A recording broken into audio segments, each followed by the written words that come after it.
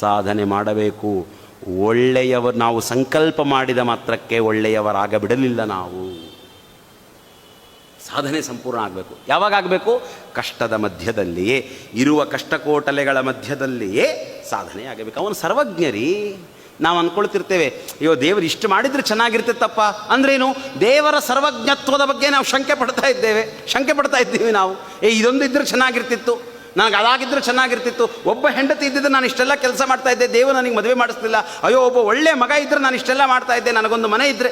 ಸ್ವಾಮಿಗೆ ಗೊತ್ತಿದೆ, ಸರ್ವಜ್ಞನಾದ ಭಗವಂತನಿಗೆ ನನಗೇನು ಕೊಡಬೇಕು ಅಂತ ಗೊತ್ತಿದೆ. ಯಾವುದರ ಮಧ್ಯದಲ್ಲಿ ನನ್ನನ್ನಿಟ್ಟಿದ್ದಾನೋ ಅದರ ಮಧ್ಯದಿಂದಲೇ ನಾನು ಸಾಧನೆ ಮಾಡಬೇಕು. ಎದೃಚ್ಛಾ ಲಾಭದಿಂ ಪ್ರೊಚ್ಚನಾಗುವುದೇ. ಕೊಟ್ಟ ಕುದುರೆಯನ್ನು ಏರಿ ಗಡಿದಾಟಿ ಹೋಗಬೇಕು. ನನಗೆ ಆ ಕುದುರೆ ಇದ್ದರೆ ಒಳ್ಳೆಯದು, ಈ ಕುದುರೆ ಇದ್ದರೆ ಒಳ್ಳೆಯದು, ವಿಮರ್ಶೆ ಮಾಡ್ತಾ ಕುಳಿತುಕೊಳ್ಳೋದಲ್ಲ. ಕುದುರೆ ಕೊಟ್ಟಿದ್ದಾನೆ ಸ್ವಾಮಿ, ಏರು ಗಡಿದಾಟು ಹೊರಡು. ಸಂಸಾರದ ಗಡಿದಾಟಿ ಹೊರಡ್ತಾ ಇರಬೇಕು ನಾವು. ಎದೃಚ್ಛಾಲಾಭ ತೃಷ್ಟರಾಗಬೇಕು. ಕೆಟ್ಟ ಹೆಂಡತಿ ಇದ್ದಾಳ, ಭಗವಂತನಿಗೆ ಗೊತ್ತಿದೆ, ಕೆಟ್ಟ ಹೆಂಡತಿಯನ್ನು ಕೊಟ್ಟೆ ನಿನಗೆ ಸಾಧನೆ ಮಾಡಿಸಬೇಕು ಅಂತ. ನೀನು ಮಾಡಿದ ಪಾಪಕರ್ಮದ ಫಲವಾಗಿ ಅವಳು ನಿಂತುಕೊಂಡಿದ್ದಾಳೆ. ನೀನು ಮಾಡಿದ ಪಾಪಕರ್ಮದ ಫಲವಾಗಿ ನಿನ್ನ ಮಗ, ನಿನ್ನ ಸಮಾಜ, ನಿನ್ನ ಸುತ್ತಲಿನ ಸಕಲವೂ ನಿನ್ನ ಕರ್ಮಗಳ ಫಲವಾಗಿ ನಿಂತಿದೆ. ಅದು ಒಳ್ಳೆಯದಾಗಿದ್ದರೆ ಚೆನ್ನಾಗಿರ್ತದೆ, ಕೆಟ್ಟದಾಗಿದ್ದರೆ ಕೆಟ್ಟದಾಗಿರ್ತದೆ.